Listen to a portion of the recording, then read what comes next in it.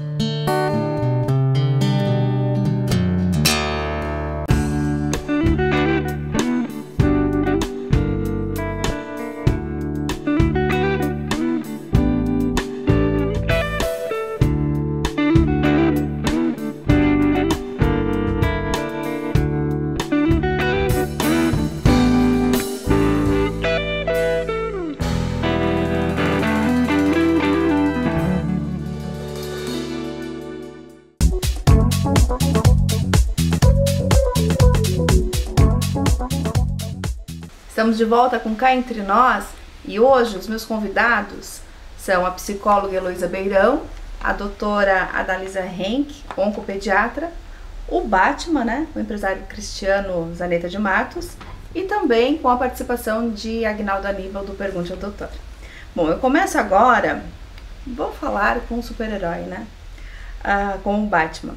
A gente está falando hoje sobre um assunto muito importante que é o câncer infantil, sobre o diagnóstico precoce, que a doutora Dalisa já comentou no primeiro bloco, a importância do acompanhamento psicológico, né? E a presença do Batman vem de encontro a esse trabalho que é feito, né? Com esse resgate da autoestima dessas crianças que estão lutando contra a doença.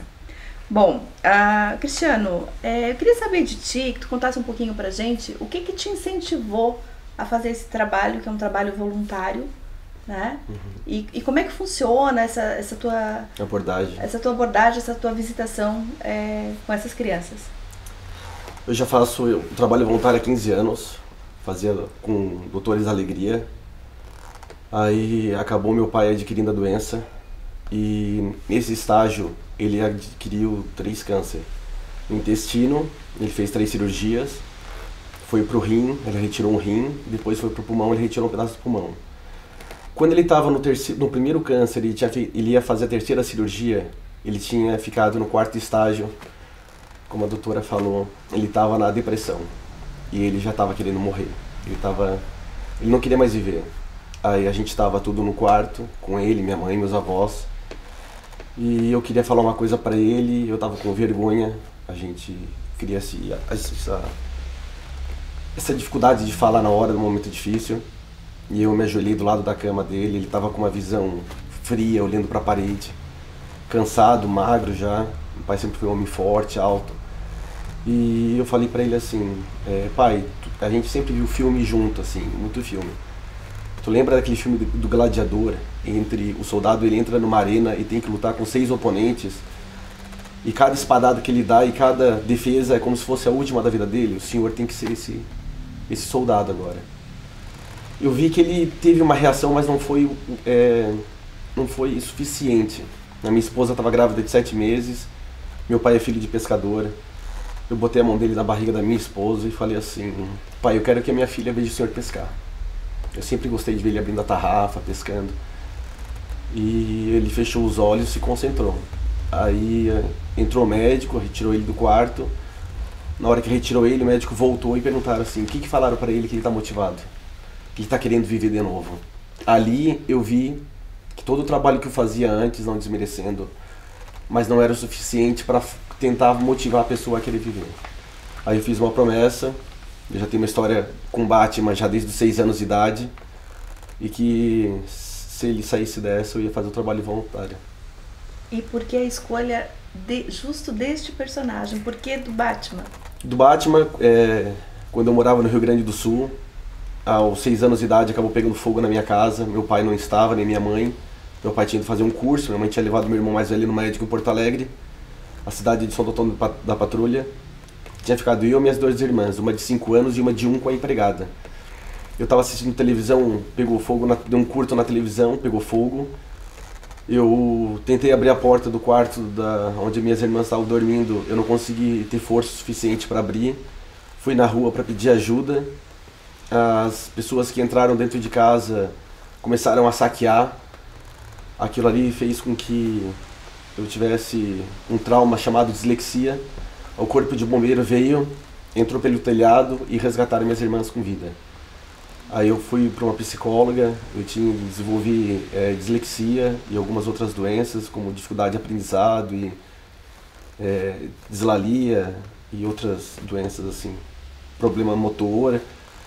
E aí eu fiz um trabalho com uma psicóloga chamada RPG, que é usado um personagem do Batman, ou qualquer um outro personagem, eu peguei o do Batman, para trabalhar a minha evolução. Foi ali que começou. Ali que começou.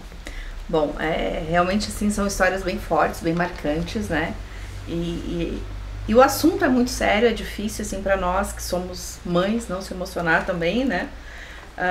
Porque é uma doença que pega todo mundo muito de surpresa, né, Luísa? E como o Cristiano falou, o exemplo que ele teve com o pai, o paciente se desmotiva e entra numa depressão muito profunda, né? Como reverter esse processo? Claro que o trabalho do Cristiano tem ajudado muito essas crianças, né? Mas assim, eu queria saber de ti, a criança, ela tem essa percepção dessa doença tão grave e essa desmotivação da vida também? Dependendo da idade da criança, ela tem noção, até porque os pais, né, a família comenta, talvez não da total gravidade, né, mas de uma boa parte, sim, né, e então a criança, ela é um pouco assim diferente do adulto, né, porque quando descobre o diagnóstico, a doutora pode estar falando melhor sobre isso, ela fica um longo período internada, né, e obviamente que ela fica longe de todo o espaço, né, dela, da casa, do quarto, dos brinquedos, da família, dos amigos, da escola, né, e isso Os primeiros dias a primeira semana, aquela questão toda da adaptação ao ambiente hospitalar e a tudo que vem, né? E até ela se adaptar a isso, então depois começam outras fases, né? E aí vem a fase realmente de estar cansado, de não aguentar mais aquilo ali, de querer ir embora, de querer abandonar tudo, né? Então a gente trabalha essa questão assim, eu sempre peço também, né, para que os pais tragam de casa tudo que puderem trazer, para ficar o mais familiar possível dentro daquele ambiente hospitalar, dentro do quarto em que ela está, né? Os brinquedos, fotos que a gente possa colar nas paredes, até a roupinha de cama, o travesseirinho, para ficar o mais aconchegante, o mais familiar possível, para que essa criança não sinta tanto esse impacto, né? Mas não tem como, sente sim e pode deprimir sim, mas o trabalho é justamente para tentar reverter isso.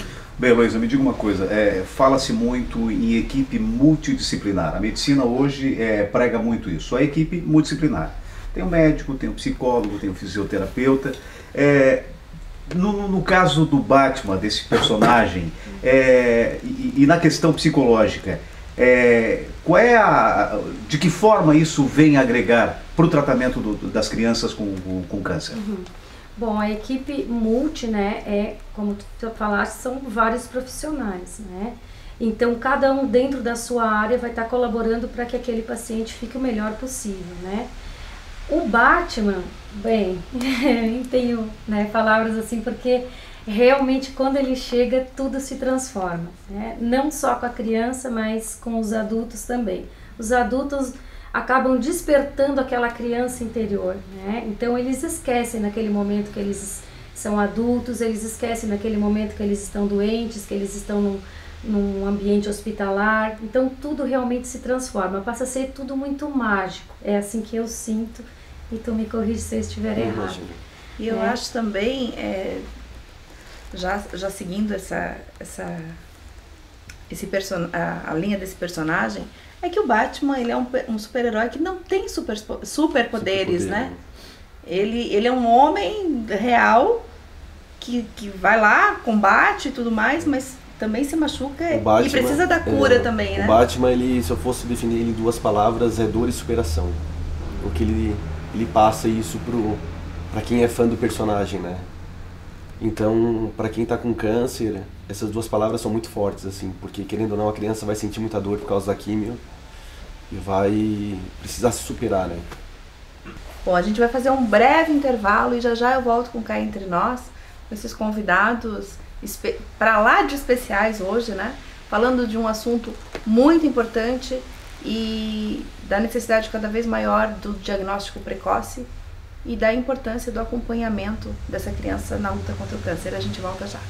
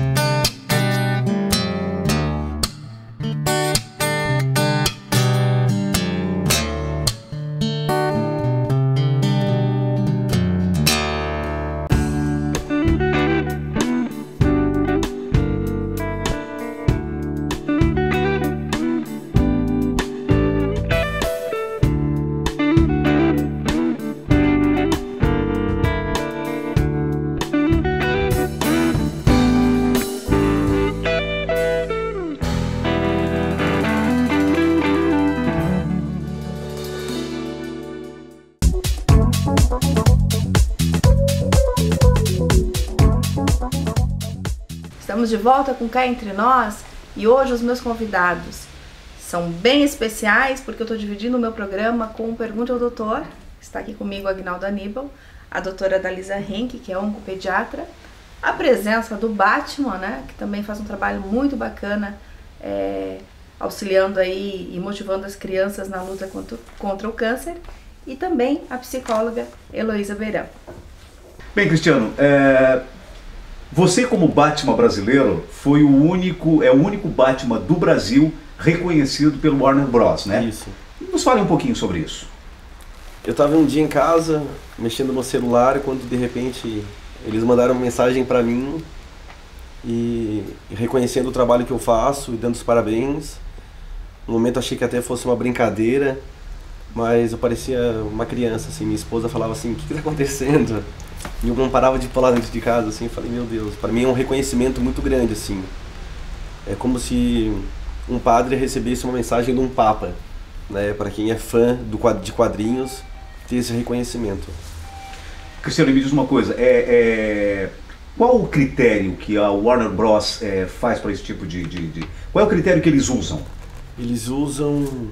O que ele foi falado para mim ali foi minha interpretação do realismo, no momento que eu coloco a roupa e o trabalho que eu faço em cima dessas crianças, assim. É uma responsabilidade muito grande de eu manter o manto, como muitas pessoas de cosplay sabem que é difícil. Hoje eu não posso nem participar mais de campeonato de cosplay por ter esse título, assim.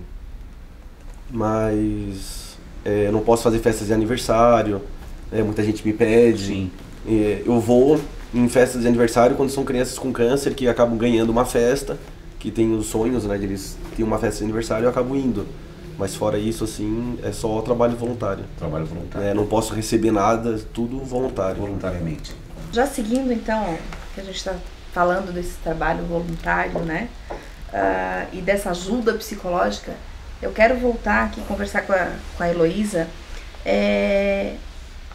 para saber de ti, Heloísa, porque pesquisas na área médica e psicológica apontam, né, mostram que o câncer é uma das doenças que mais envolve famílias e amigos, né? Qual é a necessidade real, né, e a importância do envolvimento da família e dos amigos em relação ao sucesso, né, no tratamento contra o câncer? Bom, o paciente ele fica à mercê de muitas coisas e por isso todo suporte é muito bem-vindo, né? Então, o paciente que tem um bom suporte familiar, um bom suporte de amigos, um bom suporte de toda a equipe, né, do lugar em que ele está, isso faz toda a diferença, né? Porque ele se sente amparado, ele se sente seguro, diferente daquele paciente que aqui não é o caso, né, mas do paciente adulto que às vezes a família abandona, né, e ele fica lá querendo um lugar, querendo um colo, né, precisando desse suporte. E aí esse paciente, ele realmente, né, entra em depressão e acaba até indo a óbito, às vezes mais pela tristeza, né, do que mesmo pela própria doença, porque uma coisa, a gente sabe que se o lado emocional não estiver em equilíbrio, automaticamente vai desequilibrar o físico. Então, se emocionalmente ele não está bem, fisicamente ele vai piorar. Então, a criança já é um pouco diferente, né? Porque sempre tem alguém para dar esse suporte, né? Às vezes não diretamente os pais, porque, né, tem outras questões, né? A vida tem que continuar, tem o trabalho, tem outros filhos, enfim, mas sempre tem alguém que dá esse suporte. E quanto mais suporte tiver, melhor. Então, para mim, o suporte familiar é importantíssimo. Agora, doutora Dalisa, me diga uma coisa, a doutora na condição de médica oncopediatra, como a criança reage diante de um diagnóstico positivo de câncer? Dependendo da idade deles, eles têm um entendimento, né? O adolescente é o que mais sofre. O adolescente é o que mais sofre? O que mais sofre, assim, a menina adolescente, pela queda de cabelo, né, por ficar carequinha. Mexe na autoestima, né? Mexe demais com a autoestima. A aparência física, né, o emagrecimento, isso dificulta bastante para eles. E por isso que é tão importante esse apoio familiar e de uma equipe multiprofissional. O tratamento de câncer infantil não se faz só com quimioterapia. Jamais eu conseguiria, a Dalisa ou qualquer médico oncologista, tratar uma criança com câncer. Eu preciso de uma psicóloga do meu lado, eu preciso de um super-herói, isso é o máximo para as crianças terem esse tipo de apoio. Eu preciso de a equipe de enfermagem, a fisioterapia, todos interagindo para que esse atendimento seja melhor. E doutora Dalisa, para aquela mãe que está assistindo o nosso programa nesse momento, quais os sintomas que servem de alerta a que nós devemos estar atentas nos nossos filhos? Sim, a gente sempre chama a atenção para os sinais de alerta, né? Uma febre que não tem a causa, não é garganta, pulmão, ouvido, as coisas comuns da infância. Um aumento de volume em qualquer parte do corpo, a barriguinha começou a inchar, a mãe nota alguma tumoração, um aumento de volume em membros diferente, um membro diferente do outro, dor que não alivia com os analgésicos simples, um paracetamol, uma dipirona não vai aliviar o sintoma de dor dessa criança. Uma coisa que eu gosto, assim, que é o diagnóstico feito estritamente pelos pais, o reflexo vermelho no retinoblastoma, os pais tiram a foto com flash, aí trazem isso para o pediatra, olha, eu vi em algum lugar que isso aqui pode ser câncer no olhinho. Então, existem esses sinais que a gente tem que estar alerta para que o diagnóstico seja precoce, para que daí assim a gente tenha sucesso, como tem no mundo todo. Também é possível ser feito no Brasil e também é possível ser feito aqui em Criciúma, a cura em cerca de 80% das crianças com câncer. Existem diagnósticos que a gente ultrapassa 90% da chance de cura, só que é necessário que a gente faça um diagnóstico precoce. Bom, Aguinaldo, infelizmente o nosso tempo é curto, né? Eu quero agradecer imensamente a oportunidade de estar participando do Pergunte ao Doutor também, né? Forma, né? Com Cá Entre Nós. E agradecer demais os nossos convidados, a doutora Dalisa, também Heloísa, né? E o nosso Batman, que cederam seu tempo para falar de um assunto tão importante, que é o câncer infantil. Obrigada a todos, viu?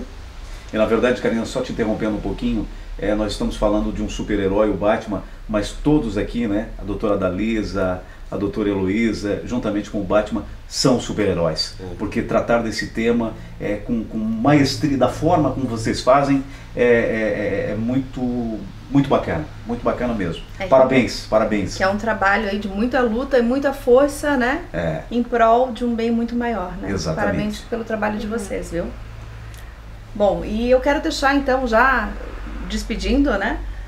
O Cristiano tem uns agradecimentos para fazer. Isso. Porque esse trabalho precisa continuar, né, Cristiano? Eu tenho o pessoal que me patrocina, eu queria agradecer a URC, a Chapan e a Ibrapesaf.